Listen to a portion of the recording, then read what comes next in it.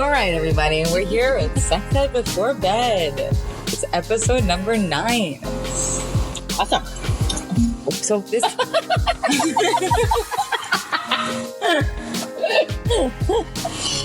Hello, Rebecca. Hello. We're here at Times Square.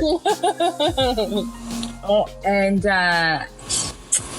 Sofia, I have Sofia Fortin with me. And am I pronouncing that right? Mm-hmm, yeah. And Sofia, you and I met, we've just confirmed, 2.5 years ago. Yep. Yeah. In San Francisco. In San Francisco. What a time. It was a blast. What a time. Yeah. The sexual attitude restructuring. And now there was one Mexican restaurant in between. There was, yep.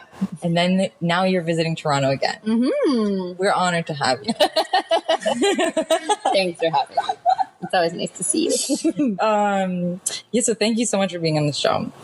Now, so I guess the first thing I wanted to ask you about is you manage something called the Happy Vagina Project. I do. Can you give me a refresher? Yeah. So the Happy Vagina Project started about 5 years ago. And it was born out of my own personal journey. Struggling with orgasm, and the best way I like to describe it is that I was basically at war with my vagina for about a year in my 20s. Mm-hmm. We just couldn't figure out what was up, and we weren't getting along very well. We were not having a good time. We were constantly at the doctor's office trying to figure out this or that ailment. UTIs, yeast infections, couldn't figure each other out. And 5 years ago, I went to this business conference and we were trying to explore our life's purpose. And the lady asked us, what our why me moments are. Mm. So those moments in life where you're like, seriously, universe, fuck, what the hell? Yeah. This situation again? And all of mine had to do with sex and relationships. And I've also basically been teaching people about sexuality or giving sex advice since before I was even having sex. So I was like, oh, interesting. But the Happy Vagina Project in a nutshell is all about helping everybody, but women in particular, explore the link between what I like to think of as their sexuality and their inner awesome. So for me, I started to realize that my dissatisfaction in the bedroom was linked to my dissatisfaction in my career, which was linked to my dissatisfaction in life in general. And once I started to delve into my sexuality and my sexual expression and understand more about why I was having these troubles in my relationship with my vagina and my body, I was able to unlock awesomeness in all parts of my life, which was pretty cool. So one was the key to opening the other boxes. Yes. Yeah. So I always think of it as a ripple effect. Yeah. My gosh. So this kind of realization that stemmed from your kind of sexuality and your relationship to your own body had these ripple effects to other parts of your life. Totally. Yeah. And how did you even realize that this was an issue and this was something you had to take some action on? Well, so I always used to describe myself and my orgasmic experience as the legend of Sisyphus, which not everybody knows, but basically I always felt like I was pushing this rock up a hill. So Sisyphus is doomed to an eternity of pushing this big rock up a hill, and he always gets it to almost the top of the hill, but then the rock falls back down on him. Okay. And so I always felt like my orgasms were like that. I could build them to this really cool place, but I could never roll the ball or the rock over the top of the peak. It basically would just roll down over me and crush me, and nothing exciting would happen. Mm-hmm. And it meant I would struggle in my relationships because basically sex would be fun for about the first 6 months. And it wasn't that things didn't feel good. It's just, it didn't feel like they went anywhere. There was never this release or this satisfaction. And then I started to get resentful that he was having orgasms and I wasn't. Really struggled with why that was the case. Am I just too much in my own head? Is there something wrong with my body? All the things that we all struggle with. Yeah. And I don't know, I was living in Vancouver and I just was like, I feel like I have this idea in my head that my orgasms could be like, at a 10, like amazing. And I feel like a 3. And then I was like, I feel like my potential for my career and the work I could do could be like a 10, but I feel like I'm at a 5, and life in general is awesome. I have really great friends and stuff like that. But like, do I feel like I'm at a 10 in my life? Like, no. So then I was like, okay, well, the common denominator here is me. So what's that all about? And am I just like looking at the glass half empty? Is this just like a mindset thing? So I just really started to read a lot about sexuality. And then, for me, a lot of it just has to do with like feminism and the fact that it's pretty hard to have amazing sexual experiences when, as a woman, it feels pretty unsafe to walk around the world in your body, because people might look at it and violate you. They might touch you and violate you. And so if you're constantly afraid of being violated, your expression of like who you authentically are is pretty limited. Like, you cage it, you hold it back. So you're not walking around being like the most authentic version of yourself because you're afraid you're going to get hurt because you have been hurt, or because like there's hurt everywhere for us. Right. And then on top of that, just learning that like most of us don't know everything we need to know about our anatomy. So it's pretty hard to like own your sexual experience if you don't know what's going on with your body. Yeah. And then 3. Right. Yeah. And then there's so much like brain shit going on that you're like watching yourself from the corner of the room having sex. You're not like in your body. Right. But then I started to realize that like everything that was holding me back in the bedroom was the same. So like an inability to be present in my body and in my pleasure. It's pretty hard to have an orgasm if you're not like present in your body. It's pretty hard to have a great time out with your friends if you're worried about the exam you have to write the next day and you're not present with your friends. So like that was a huge one. All the shoulds, like my orgasms should look like this. My life should look like this. My friendships, my work should look like this. All those like core things were the same in the bedroom and out of the bedroom. And what I found was that they're so much more potent and powerful in the bedroom that if you can tackle them there, since it's such a scary, icky, taboo-y place, you can just like explode them in other parts of your life. And what I like to tell my clients all the time is like 3 birds, 1 stone. Like, you only have to do the work in one place, but it helps you everywhere else. You don't have to like go to yoga, like, and I have like 5 meditation practices. Like, if you just focus on improving your sex life and like tackling being more present and mindful and like whatever in your sex life, you will, just by the very nature of what you're doing, eliminate those things from the rest of your life. Right. Which is awesome and has very much borne out for me. It's clearly this is what you were made to do. I can just imagine 12-year-old Sofia. Yeah. So what I did was I'd read Cosmo magazine answers to the like FAQs or whatever, and then my girlfriends would like come sit with me in my Pontiac Sunfire in the parking lot at FH Collins, and they'd be like, "Oh, we were like touching each other, but I was wearing underwear. Like, can I get pregnant?" And I'd like flip through my mental archive of 17 mag answers. Yeah, be like, no, or yes, or like maybe. So yeah. So this is pretty fascinating because it wasn't so much the external environment that needed to change. When you talk about getting to a 10 and feeling you weren't at a 10 in these areas of your lives, it wasn't about making massive external environmental changes. No. It was enjoying the moments you were already having. Yeah. You know? Can it hear us? Looks like it. Yeah. Sorry, pause. Absolutely. I mean, I tell my clients all the time that it's, I'm going to say like at least 75% mental. Whether that means learning how to tolerate pleasure in your body, which is kind of a mental and physical thing.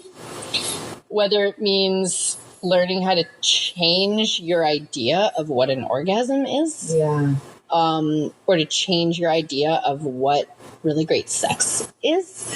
I mean, one of my biggest problems is people learn how to have sex either from porn, which is extremely unrealistic in one way, For sure. or movies. And in movies, everyone can wordlessly telecommunicate For sure. how to have the most amazing sexual experience ever. Yeah, there's no talking. And we don't see any of the reality of like, I'm queefing, or I'm getting a leg cramp, Yes, or I this, farted. or this position's mildly awkward. So like, not only is there any depiction of like what sexy consent can look like, but also there's just like, most sex is not like wordlessly passionate, telecommunication with somebody. Like, it can be awkward, but there's beauty and awesomeness in the awkward if you know that's what it's going to be like and you know how to roll with it. So we have totally messed up expectations for like what sex could look like.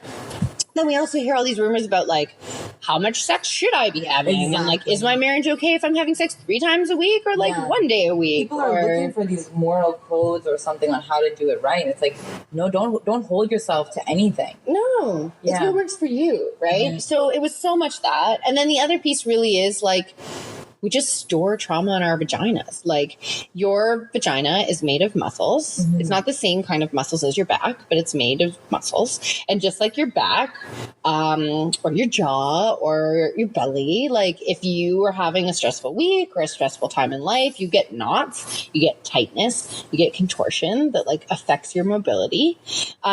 Same thing happens in your vaginal tissue. So then what happens is you try to have intercourse and you're experiencing pain because someone's poking on a knot that's in there, or it's numb, so you're not feeling anything, or it feels really irritating. So the best way to describe it is, if you've ever been outside at -40 and you come back in, and you had bare hands, your hands are completely numb when they come in, and then they hurt. They're like spiky pain, and then they just feel weird, this kind of like irritated, like feeling, and then slowly you get like more movement and mobility back. So your vagina, your genitals, like guys too, totally.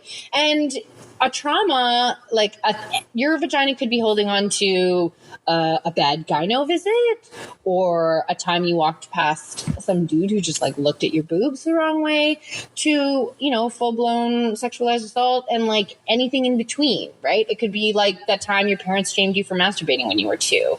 So we're all holding on to a lot of gunk inside our bodies that completely prevents us from experiencing our full sexual potential. Okay. I guess. So this is something that I talked about a little bit with Caitlin, who also does somatic sex work.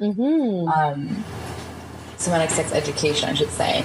But this is really interesting, the way that the word trauma is used. So it's like not necessarily that there was like some foul play. It could be other experiences that you've had that cause stress in that area. So I don't know if you can comment on this, but it's like, we talk about people holding their stress in different ways, like in their hips and in their backs. Yeah. So is this just not part of the conversation because it's taboo? Because it sounds like this is just another area where people can hold tension.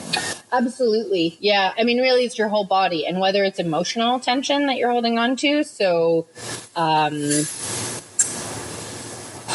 I mean, I think of trauma as just like any overload to your like nervous or energetic system, right? Or any shock to that system. And we all have different thresholds for that kind of shock. Different things hit us in different ways. So somatically, when we're talking about that, we're talking about storing emotion in our tissue, in our muscles, and in our energy body. So somebody called you a C word, or, someone said something really mean to you, or whatever. Someone shamed you for a sexual interest that you have, and you store that shame in your body. And it could be in your vagina, or your vulva, or your penis, or it could be anywhere else, really. But yeah, it's totally just another area that's we forget that it's a body part. We assign all of this like cultural taboo to it. They're still just muscles and organs that perform biological functions, and they need healing and love. And like, this is why I call it the Happy Vagina Project, is it's so much about what is your relationship like with your vagina? Like, do you look at her? Do you touch her? Do you give her love? Do you hate her? Do you resent her? Are you annoyed at her every month when you get your period? Like, is there positive energy flowing there, or is there negative energy flowing there? And for a lot of us, it's pretty negative. Yeah. Whether it's because we feel betrayed by her, whether it's because we feel like we've betrayed her, or that we don't feel like it looks the right way. Totally. All the things. Yeah. All the things. So when you make peace with that relationship, your vagina's like your second heart. Like, she can guide you through all kinds of awesome things, but you gotta know how to listen to her. Holy crow. This is not a joke. No. This is not even close to a joke. I'm just trying to imagine what the process has been like. And did you ever actually get to, and if you don't feel like commenting on this, that's fine, but did you ever, in any of the work that you've done in the training, feel those knots and things? Oh, 100%. Yeah. I mean, I'm feeling them now. So like we talked about, you know, am I 100% healed from all the training that I've done? And do I have like amazing sexual experiences all the time? Like, no. Right. But I have a super keen awareness of what is blocking me up, essentially. Yeah. So yeah, like the first Tantra training session that I did, I mean, when I went through my coaching, we basically learned how to do our own somatic healing. So we learn how to massage our bodies in a way that brings blood flow to the area and like releases the muscular tissues. And then you use wands or dildos or whatever to like literally massage yourself internally. Wow. And then I taught my partner how to do that on me as well. Right. And when you're in there and when you're doing that work and when you're doing that work with that intention, right? So I'm not using this dildo to like get off and have an orgasm. Yeah. I'm using this dildo to like, or this wand to put in my body and like put pressure on certain muscle groups and areas to see if I can't release any of that tension. Okay. And then on top of that in Tantra, we use energy work as well, right? When there's been a release, what does that feel like? It can take a lot of different forms. It usually looks like, for me anyways, a lot of emotion coming out. So I've definitely like burst into tears. Sometimes I get really angry and very frustrated. Sometimes nothing really happens in the moment, and then 2-3 days later you're finding yourself very sensitive because you've kind of shifted things. But it absolutely literally feels like a knot in my back. I put pressure on it, I massage it out, I breathe, I do visualizations and energy work, and you can feel it release. And then I've definitely had experiences where I've had 1 or 2 really great sessions, and then I go to have intercourse with my partner afterwards, and I am way more sensitive and way more awake and aware, and like I'm just feeling a lot more. And it waxes and wanes, right? Like you heal it and then other stuff happens. I just had my IUD taken out. My vagina is not happy right now. She's like, thank God you got this thing out of us. Yeah. But we're a little sensitive right now. So right now, intercourse with my partners, like it either hurts or like doesn't feel super great, or I get kind of emotional after we do it because his penis is acting like a wand that's like putting pressure on certain places. So I'm always actually kind of happy when I'm emotional afterwards, even if it means I'm grumpy, but it means we're moving stuff around, right? So it's just giving me a way better awareness of what sex can feel like when a lot of that gunk I think of is like cleared. Yeah. It's very, very cool. I mean, I had an experience once where I was like screaming no while I'm doing it, but like I'm not yelling at what's going on. There's just like these no's coming out of me. I bawled my eyes out, and afterwards I just felt so light, and I was like, I just feel like I was like absolving, I just felt like I was like every woman who had ever been violated in any way. And I was like releasing all this energy from the universe. Like it was the craziest thing. Oh my God. But I just felt so light afterwards. I was like, oh, cool. It was crazy. So yeah, there's a lot that people can do. It sounds like you know your vagina or so in such a deeper way than I think most people can or have, and that's pretty special. And also I just think how can we have missed this? Because you can get any other body part massaged. There's no other body part you can't get a massage for. Yeah. You know, but anything to do with that area, all of a sudden becomes It's sex work. Explicit. Not, it becomes like something that's explicit and underground. Totally. So it's pretty fascinating. And I can understand, like, there's a lot of shadow there, right? Mm-hmm. And there's a lot of room for manipulation. Like, sure, it can seem all innocent, but definitely, like, I think there's just a societal fear, like, and that's what leads to a lot of the weirdness around sex is we just have fear that people are going to take advantage of us, or fear that people are going to take advantage of our kids, or whatever, right? Yeah. And so that fear leads us to, like, closing it down and locking it down instead of finding ways to be, like, open about it and moving forward, right? I mean, parents are afraid their kids are gonna have sex if they learn about it, so they don't teach them about it. But actually, the more a kid knows about sex, the less likely they are to have it, because they don't need to go experiment to get information, right?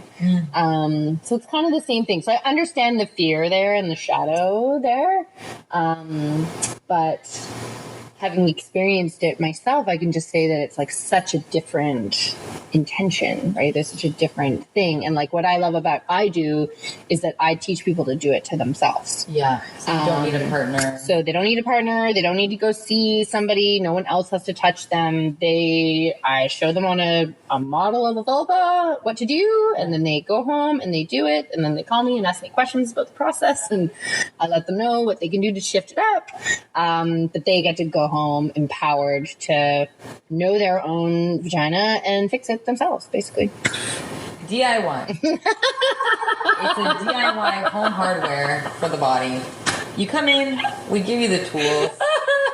We send you on your way. All the paint, everything. Spruce her up. Thank you. Come and get spackle. Maybe you need spackle. Bejeweled. Yeah. Oh, no, this is great. That's fantastic. Okay, I'm jealous. I'm jealous. Yeah, I'll put it out there.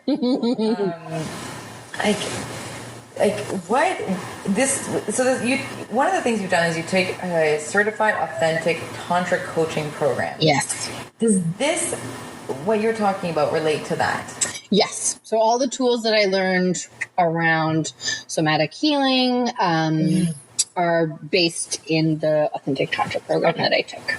Let me ask the question that probably some people are definitely thinking. Can you explain what Tantra is, like, as though I'm, like, have never heard of it before? Yeah. So a lot of misconceptions out there about Tantra. So Tantra literally means blending light and form with sound. That's what Tantra means. Blending light and form with sound. So at its root, it has nothing to do with sex. I am trained in a Tibetan lineage of Tantra. So there's lots of different lineages of Tantra. It's like yoga. There's like Neo-Tantra or like New Age Tantra. So I was taught a Tibetan lineage of Tantra that has been passed down through generations orally for 2,000 years plus. It's based in Tibetan Buddhism, and it's also based in this 17,000-year-old religion called Bon. And the reason that I chose to do this program over taking something more Western is that when I was doing a lot of my own reading and my own experimentation, I found that any of the tools that I tried that involved breath work, mindfulness, slowing down, and more of a holistic perspective of sexuality were far more helpful to me than a lot of what I would call the more Western stuff, which either A, tries to like pathologize and like tell you there's something like physically wrong with your body. So like, as an example, a lot of women who experience vulvodynia or like pain during intercourse, they might go see a doctor and be told that they're crazy, that it's all in their head, or here's some medication to take or whatever. But a holistic perspective in sexuality is going to be like, what's the trauma behind the pain? And how do we heal it so that you don't have that pain? Because basically, if you're having pain during intercourse, your muscles are not relaxing, they're tensing. Right. And you're just creating this negative loop and this negative cycle. So one tries to treat the symptoms, the other tries to treat the source. Was what I found, right? And I also found a lot of Western sex advice is more like push button A to get result B, right? The Band-Aid, let's go. So, or it's like specific positions and things like that, which is like all cool and all awesome, but I wanted a more like holistic perspective. Right. Yeah. So I'm not really a religious person. I didn't grow up in any kind of like, religious background. I'm somebody who's very like new to the woo, as I call it. Maybe when I was 28, I moved to Vancouver and just started to come to learning more about yoga and like different spiritual practices. So it was very kind of had to open my spirit to this and just like take the experimental route. But the other thing was I'm a very like headspace, like science, logical kind of person. Yeah. And that's exactly my fucking problem in bed, right? Is that I don't know how to like turn off my brain and experience things with my body. And so this program and like learning things through a Tantra and more of a holistic modality is that it forces you to like, I mean, I'm learning like 2,000-year-old practices, which don't necessarily have any like science to back them up. I just have to do them and they'll either work for me or they won't. Like it's experiential learning. Yeah. You just have to do the work. Yes. Which was crazy. And I had a lot of resistance to it at first, because right? you're such a scientific person. Totally. Where's the evidence from the study? Totally. And now the more I see it, like the more science is coming out and saying like mindfulness absolutely helps your sex life and like all this stuff. But I definitely struggled because I had to learn how to just do the work and like feel the results, right? So that's kind of why I went that route. And basically in it, so getting back to Tantra and what is Tantra. So blending light and form with sound. Yeah. What that means is in this lineage, we believe that the energy body is superior to the physical body. So just like you have a muscular system and a skeletal system and a nervous system, you have an energy system. It's governed by the chakras. Lots of people are familiar with chakras. They're like wheels in the center of your body that are kind of like nodes from which all of those little energy spirals come out of. And there are 5 elements that are the basis of all things in the universe. So everything around us, we are made of the 5 elements. This floor is made of the 5 elements. And the elements are fire, earth, space, air, and water. And they each have superpowers. They all have different qualities. They all regulate different parts of the body. So they each sit in a different chakra. And they each have a color, a shape, and a sound. So if I sit here and I imagine a red pyramid in my sacral chakra and I chant, Ram, I have just done Tantra. Oh. It's that easy, folks. I was going to say, when you said the 5th element, I was thinking of Mila Jovovich. Yeah, totally. Her too. She's awesome. So that is Tantra plain and simple. Okay. And you can use it non-sexually. So you can do meditations on each of the elements to heal these 5 root emotions. So fire element, for example, heals attachment. Water element heals anger. And then they have superpowers that I call them superpowers. So fire element is like magnetizing. So you become magnetic and you magnetically attract the things that you want. It governs your digestive fires and your sexual organs. So meditating on these elements can bring about a bunch of different qualities in your life, which are super rad and awesome. And then we have these massage practices. So in the Tibetan lineage, the Tantra really comes from this idea that to experience an orgasm is to experience enlightenment. It's the same feeling. Yeah. And so they were like, oh, cool. How can we like expand this experience of enlightenment to make it like as long lasting as possible? So they developed massage techniques and other techniques that blend with the energy work to basically expand that enlightenment. Okay. Okay. So then step 1 for the beginners is, I guess chanting, like you were demonstrating. Meditating, basically. Meditating. Yeah. And then step 2 and beyond is blending the energy work with the orgasmic work? Yeah, so it's using sexual energy, which is the most powerful energy on the planet, with these other energies to heal your body, but also ultimately get to a spiritual sexual experience. Okay. So that's where you hear about in Tantra, like people becoming multi-orgasmic, women and men. So being able to like be in a state of enlightenment or orgasmic enlightenment for extended periods of time, which is more about learning how to like manage and open yourself to pleasure in your body. And it's also about using that energy to like heal all kinds of ills in your body, and as well with partners to create a true sense of like total union and connection, right? Ooh, so Tantra begins and ends in the heart. And when we do things like tantric union breathing, where we're breathing together with our partner, people expect to like put their junk together and then their heart and their minds, and then to like have this amazing, you know, mind, body, spirit experience. But actually you need to like join the heart, then the mind, then the genitals, then, right? So it's kind of like, I find a lot of people feel like there could be more to sex. Yeah.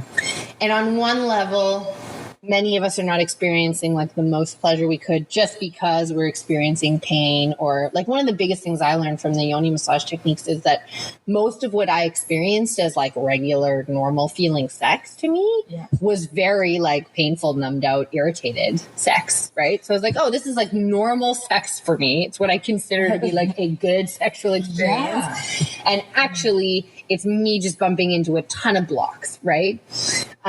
So there's having a better sexual experience from like knowing your body and feeling more comfortable and more relaxed with your partner. Right. And then there's like up leveling that even more to like being able to have like total out of body, like amazing spiritual experiences. And to really, I mean, with Tantra, it's all about the fact that we were born these pure and beautiful souls, that there was no gunk, right? So like you're this pure little soul, and your expression of that soul is totally pure, totally authentic. And then as you grow up, you have different experiences. You grow up in a different house, in a different religion, in a different culture, in a different society. It builds up all this gunk that gets in the way from you expressing who you authentically are.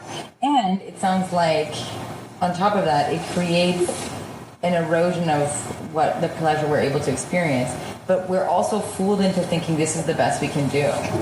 Totally. This is the best I can get. Like this. Well, and so then we're not even, like, for me, it's about using sex as a pathway to be who you're meant to be. Like to just walk around in your day feeling fully yourself, fully comfortable with who you are, and like loving it. And also living a life where you're connected to, and this is why mindfulness is such a huge piece, right? Like just being able to take absolute joy out of eating the most delicious strawberry in the world, right? Or like just feeling the spirituality of like lying on the grass in the park with your partner. Like so much of it is about amplifying the smallest pleasures that we have to experience the bigger ones, right? So a lot of what I teach people is, for sure, it's like anatomy, you know, what different orgasms can you have, etc., and like, you know, healing work, and then this energy work. But a lot of it's also like, what's your relationship to pleasure in your life? Just like all forms of pleasure. How do you advocate for your pleasure? Like right now, are you 100% comfortable? Are you too hot? Are you too cold? It's a little warm. You know, am I talking too loud? Are you a little bit irritated? You know, on a scale of 1 to 10, how in your pleasure are you right now? And if you're not in your 10 out of 10, I'm like a 7. Right? Is there anything we could do right now to get you to an 8? Yes, I love that. Advocating for your own pleasure. Yeah. But how do you do that? And imagine asking yourself that question. Totally. People are not asking themselves this question. And then what happens when you do ask is your little brain gremlins go, you don't deserve to be 100% You don't deserve right that. Yeah. Who are you to have everything you want? Like, life is pain, you know, or whatever. This is like all this BS.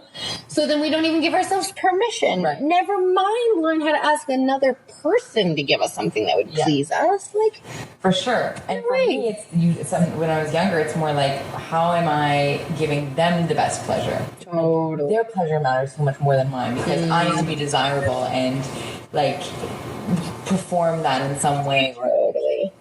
I have to earn this, and I don't know. It's ridiculous. You know what I'm talking about. All the girl stuff. Yep. Oh, all the girl. Thanks, Cosmo, or whoever. Just it's a systemic thing. Totally. Yeah. Yep. There's definitely a gender element to it. Oh, huge. Yeah. Do you, have you listened to the podcast called The Heart? No. Tell me about it. It's so good. I have such a girl crush on her. Oh my God. She did a mini series recently called No. It's 4 episodes. Mm-hmm. And it's all, she kind of goes back to some of her journals from high school, kind of up to the modern day. And it's all exploring consent. But just like one of the most amazingly nuanced explorations, because she starts sort of reading her journals and like going from the first experiences of being groped and like, do I like this and did I like this and I don't know, to desiring guys and wanting to be desired, learning that you need to set boundaries, then learning that even if you set boundaries, people will ignore them. So like learning how to say no, and then learning that you have to say no like a lot, and then learning like even if you say no a lot, people may still violate the boundaries that you've set. And she talks about a situation with a good friend of hers that kind of got out of hand, and she talks about confronting him about it. And like one of her basic takeaways is like women are taught to please and men are taught that they deserve. Mm. And no matter how good the guy is, and this is the hard part, and the part in all the sexual health like awareness and like anti-violence stuff that I do is that, you know, men who are, or people who are out there who have an intent to like rape and violate other people, like we're not going to change their minds with any kind of sexual health campaign, right? But it's all those quote unquote good guys who really are good guys, mm-hmm. who've grown up in what I like to think of now as like this goo of the patriarchy that's just around us all the time, but we can't really see it. We're swimming in it. Right? And so it's like they have these glasses on and they have, through the way we've taught them, like no ability to see that in this particular situation, they have gone in with an attitude of expecting to be pleased because that's what they've been taught. And she's gone in with an expectation of like needing to please him. And that can lead to situations that are like not great for either party, right? Or that are sexualized assault. But they don't have those glasses on, and so they just don't see it, right? Yeah. And like that's the worst part of it. Anyways, it's hot, amazing. I highly recommend it. I wish every teenage boy on the planet could listen to it. Well, I want to listen to it. It's so good. One thing I was thinking about as you were speaking is, I think about these notions of gender and everything, but also I think that in the past 10 years. Things have changed so rapidly. Mm-hmm. Technology has changed so much. And even if things were changing fast before, it's accelerated now in terms of media and the way we consume information. But I think, in some ways, like when you go to search for something, it's very self-guided. You're trying to get to a certain place that you need to go. Yeah. But information that you don't want, like that's not usually the intent of a search. So I'm just thinking like, if I'm a young boy, I don't even know what I'm looking for. I'm not going to, like, am I going to seek that information out? Yeah. I don't know if I'd have the emotional maturity to know that. I don't even know what I'm missing, like, what's missing versus what I have. Totally. So I'm just thinking, like, how to get that out to young men. Yeah. Yeah, I mean, honestly, if I felt I could play it in schools, I would totally just bring it to classrooms and play it. I don't know if some of it would be deemed too mature. Like, you might be able to get away with playing it for a grade 12 audience. Mm-hmm. Certainly, if I was teaching at universities or on university campuses, like, I would throw listening parties or something for that show. Because, that's great. It's just, like, super cool. Well... Sofia, so what are you working on? What are you doing these days? Well, so through the Happy Vagina Project, I basically do one-on-one coaching. Mm-hmm. And I tend to work mostly with, and I'm going to be launching some more materials related to mums. And I think the reason that I work a lot with mums is there's something really interesting that happens at the sort of intersection of parenthood and sexuality. So there's a lot that changes in one's sex life when you're trying to have a child, whether you're a gay couple, lesbian couple, straight couple, depending on how you're trying to make a family, there can be a lot that changes. Obviously, there's a lot that changes when one person is pregnant, and there's a lot that changes afterwards. And I tend to work a lot with it because you have women who either are really struggling to get back to sex after their babies. I read this amazing article recently. I can't remember if it was in the New Yorker or the Guardian, but you talk about how it's like returning to sex after childbirth, right? So you go see your doctor after about 6 weeks, and basically they do a quick inspection, and as long as you're healing okay and there's no tears or whatever, they're like, yeah, sure, you're like good to go, have sex with your partner, right? Yeah. And the woman in the article was so great. She's like, here's what's not going to happen at your 6-week checkup. You're not going to like come into your GP's office, sit on a soft beanbag chair, get a cup of tea, talk about the state of your mental well-being, how you're doing, how your identity is shifting now that you're taking on parenthood, and whether or not you're like feeling capable of like letting another human being inside your body again right now, you know? And so unfortunately, I think a lot of men have, and again, I still get stuck in a bit of a gender conversation about this, which I'm trying to break out of. But I meet a lot of women who are like not ready to go back to sex and feeling very guilty and like they owe their partners because their partners were really worried that sex was going to disappear after babies because that's what happens. And I work with people to just acknowledge that it can hurt. And I mean, mainly it's just like you've had a huge physical trauma to your vagina. Like you pushed a baby out of it. Yeah, holy cow.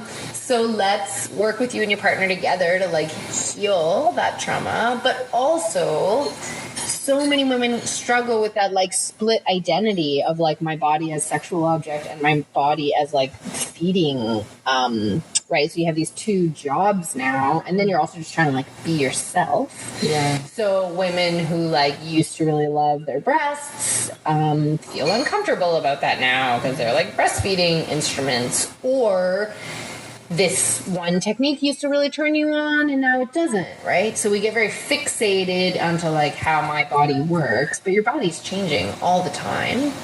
I mean, you're going to go through menopause, like, right? Your sexuality is changing all the time. So it's really about engendering a sense of creativity about like, how does my body work today? And like, what cool thing can I discover today, you know? So I tend to work a lot with moms because there's really this connection between like identity and sense of self and their shift in their sexual relationship with their partner, and working through all of that soup to help them reconnect with their partners, refine their relationship after baby, as well as reconnect with themselves and find that like wife, mother, self identity. Yeah. Is really key to what I do. Damn. Yeah. Damn, that's pretty awesome. It's lots of fun. That's pretty awesome. It sounds like you're filling a gap that's pretty needed, that people need support on. Mm-hmm. And it's not, in my mind, I don't think it's being talked about at all. Well, and I think that it's a huge reason why people split or get very miserable after they have kids. Yeah. And I mean, honestly, I'd say like as a result of my parents being divorced, like if I can help people stay together because they're able to manage those dimensions, like that's awesome, right? Yeah. I mean, everybody deserves to be having an amazing sex life, whatever that looks like for them. Yeah. To feel fulfilled in their sex life, to feel fulfilled in who they are, and to feel fulfilled in their relationship. And I'm reading this book right now. I run a little book club up in the Yukon, and it's called Wired for Love by Stan Tatkin, and he talks about how like human relationships are really complicated things, And yet we somehow have this idea that we can just like navigate them intuitively. Yeah. Without any help, without any kind of instruction manual, without any kind of mentorship. And we're talking about very complex, like brain interactions in us and our partner. We're talking about personality. We're talking about trauma. We're talking about fight, flight, or freeze reactions. And when you have no guidance, like we fuck it up all the time because it's actually a really hard thing to do. And yet we think that we can just completely do it on our own, you know? So I'm trying to encourage people to shift that perception and realize that like, it's okay to need help. You probably didn't get any sex ed that was useful at all. Yeah.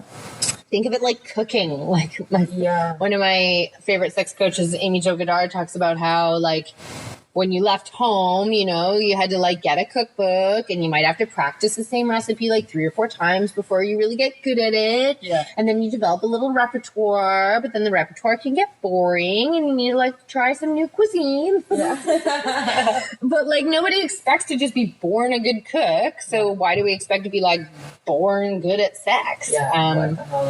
So dumb. Ask for help, people. Ask for help. Ask for help. Ask for help, you know? Yep. Well, I'm blown away by you, as usual. Thanks, man.